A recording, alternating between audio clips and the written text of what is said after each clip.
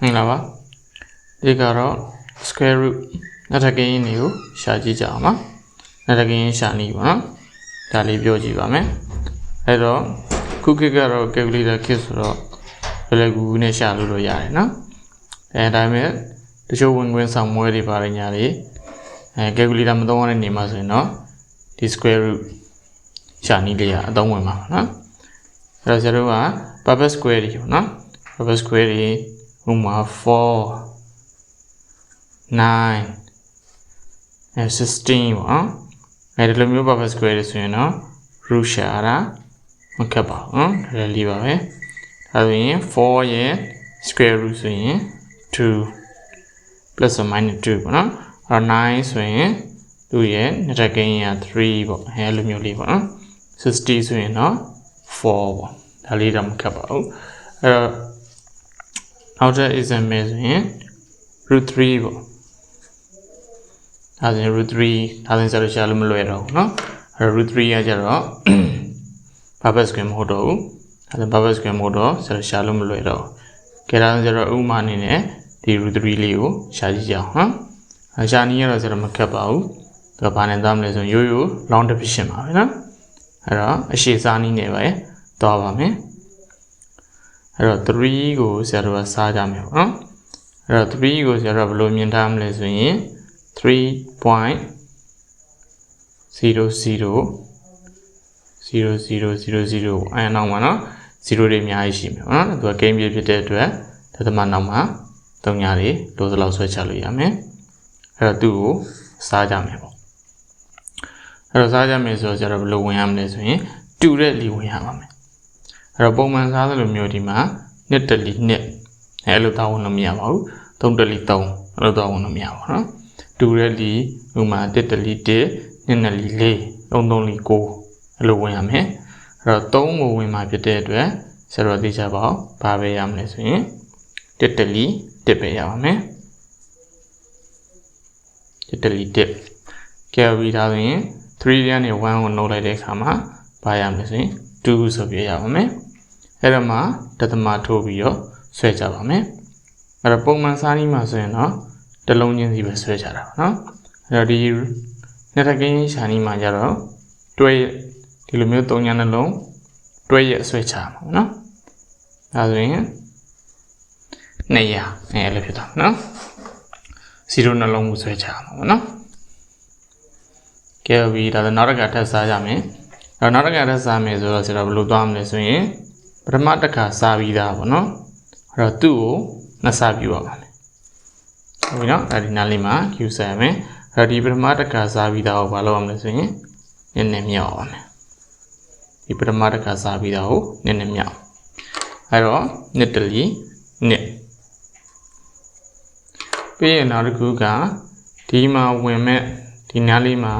ရှိရမယ့်ကိန်းပေါ့နော်ပြီးပါဆိုရင်ဒီမှာဝင်မဲ့လီနဲ့တူရပါမယ်ဒါဆိုရင်ဆိုတော့နှစ်ကြော်ပေါ့နော်အဲ့တော့နှစ်ကြော်ထားပါတော့ဒီမှာ5ဆိုရင်ဒီနေရာမှာ5လီပေါ့အဲ့ဒါ25အဲ့ဒါ25 5လီ125ဒါဆိုတော့အများကြီးလိုသေးရပေါ့နော်ဒါဆို26စဉ်းစားကြည့်မယ်ဒါဆိုရင်26 6လီစဉ်းစားကြည့်မယ်အဲ့ဒါ6လီက36 6နဲ့လီက15 156ဒီလေးပဲလိုသေးနော်အဲ့ဒါနောက်တစ်ခုတက်စဉ်းစားကြည့်မယ်29 လီလောက်စဉ်းစားကြည့်မယ်အဲ့ဒါ9လီ49 4အဲ့ဒါ9လီက14ဆို18အဲ့လောက်ပဲရမယ်နော်သူ့တက်များရင်တော့ဒီကြောင့်200ကျော်သွားမယ်အဲ့ဒါကျတော့ဘာလီဝင်လိုက်မလဲဆိုရင်29 လီဝင်လိုက်မယ်အဲ့တော့189အဲ့တော့နှုတ်လိုက်မယ်အဲ့တော့နှုတ်လိုက်တဲ့အခါမှာ1သူကလည်း1ပဲရပါမယ်ဒါဆိုရင်နောက်တစ်ခါထပ်ပြီးတော့ဘာကိုဆွဲချမလဲဆိုရင်3ညာနှလုံးကိုဆွဲချပါမယ်အဲ့တော့ပုံမှန်စားနည်းလိုမျိုးတစ်လုံးချင်းဆွဲချမှာမဟုတ်ဘူးเนาะနှလုံးတွဲရက်တွေဆွဲချမှာเนาะဒါ square root ရှာနည်းပါကဲစောနာလိုပဲဒီစားပြီးသားကိုဘာနဲ့မြောက်မလဲဆိုရင်2နဲ့မြောက်အဲ့တော့ 1.7 ဒီမှာ0ကတသမအောင်မယူဘူးသူစက္ကွန်ပဲပေါ့နော်တသမအောင်ဖြောက်ပြီးတော့ယူရမယ်အဲ့တော့စက္ကွန်ကိုနှစ်စားပြုတော့ခုနှစ်လီယာ14တစ်ကျွင်းနဲ့တလီနဲ့ဆို34လို့ရမယ်နော်အဲ့တော့34ကိုမှဒီနေရာမှာကဏ္ဍတစ်ခုစဉ်းစားရမယ်အဲ့ဒီကဏ္ဍနဲ့ဒီမှာဝင်မယ်ကဏ္ဍနေရာအလီတူတူပဲဖြစ်ရမယ်နော်ကဲဝီဒါဆိုရင်ကျတော့စဉ်းစားကြည့်အောင်345လောက်စဉ်းစားကြည့်အောင်345 5လီတော့5 25နဲ့5လေးလီ20 22 5 3 15 16 19အဲ့တော့1925ဆိုအများကြီးကျော်သွားပြီနော်ဒါဆိုရင်တစ်ခုကျော်လောက်ရှော့ကြည့်အောင်4ဆို3လီလောက်ဝင်ကြည့်မယ်နော်အဲ့ဒါ343 3လီ3လီက9 3လီစနစ်1 3လီ9ဆို10 29ကဲလောက်စင်တော့ရလောက်တယ်နော်အဲ့4လီဆိုရင်ကျော်သွားတော့မယ်နော်ဒါဆိုရင်ဘာလီဝင်လိုက်မလဲဆိုရင်3လီဝင်လိုက်ပါမယ်343 3လီလောက်ရမယ်ဆိုရင်1029ကဲဒါကိုနှုတ်ပြီးတော့ဆက်ရှင်းသွားရအောင်ပါပဲနောက်ထပ်ဆွဲချမယ်ဆိုရင်လည်း3ညာနှလုံးစီတွေးရပဲဆွဲချပါနော်အဲ့တော့0ကတော့နမူနာတက်ပြတာပဲဖြစ်တဲ့အတွက်အသမ2နေရာလောက်ထိပဲစားလိုက်ပါမယ်ဒါဆို0ရဲ့ဖြေပါရလဲဆိုရင် 1.73 ဆိုပြရပါနော်ဒါဆိုသူရဲ့ဖြေပါရမလဲဆိုရင်